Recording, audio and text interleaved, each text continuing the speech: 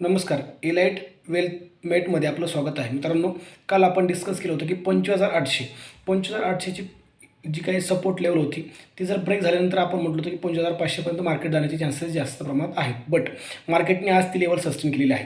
Market एक sideways झोनमध्ये आहे. मित्रांनो, आपण डिस्कस केल्याप्रमाणे की जपानमध्ये जे रेट हाईक होणार आहे, त्याचा इन्फॅक्ट इंडियावरती किती प्रमाणात होईल, हे देखील मार्केटला आज थोडंसं मार्केट काय करत आहे, त्यामुळे साइडवेजमध्ये जात आहे.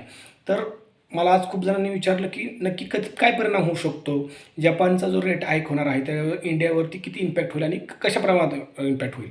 लक्षात घ्या, ज्या पद्धतीने आपल्याला माहीत आहे रेट हाईक होणार आहे, त्याप्रमाणे सगळ्यांनाच माहीत आहे की जे जपानमध्ये जो आहे रेट हाईक होणार आहे आणि इंडियातला काही पैसा जपानमध्ये वापस जाणार आहे. बट असं नाही की लगेच रेट हाईक झाला आणि लगेच मार्केटने रिॲक्ट केलं आणि आपण लगेच सगळ्या गोष्टी शॉर्ट करून बसलो.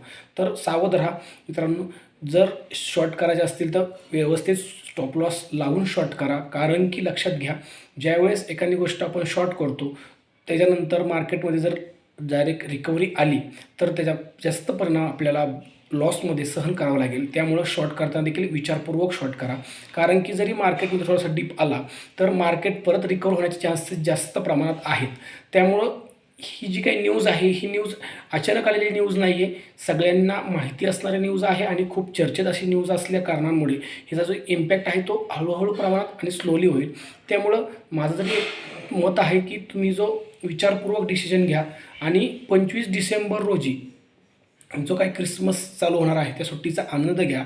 थोडे दिवस तुम्ही देखील मार्केटपासून दूर राहा. थोडे दिवस मार्केटपासून दूर राहिलं तर काही होणार नाही. वेट आणि वॉचची भूमिका तुम्ही ठेवा. त्याचबरोबर मार्केटमध्ये येणाऱ्या काळामध्ये थोडंसं साईडवेज झोनमध्ये जर चाललेलं असेल तर स्टॉक खूप प्रमाणात पडत आहेत. ओलासारखा स्टॉक तुम्ही जर पाहिला असेल, आज ₹30 आलेला आहे. त्याचं व्हॅल्युएशन तुम्ही जर पाहिलं असेल तर ₹120-130 स्टॉकपासून आज ₹30 स्टॉकपर्यंत व्हॅल्युएशन आलेलं आहे.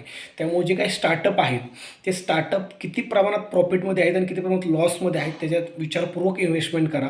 कारण की जर तुम्ही एखाद्या लॉस मेकिंग कंपनीमध्ये जर इन्व्हेस्टमेंट करत असाल तर तुमचा पोर्टफोलिओ देखील तितक्याच प्रमाणात लॉसमध्ये जाणार आहे.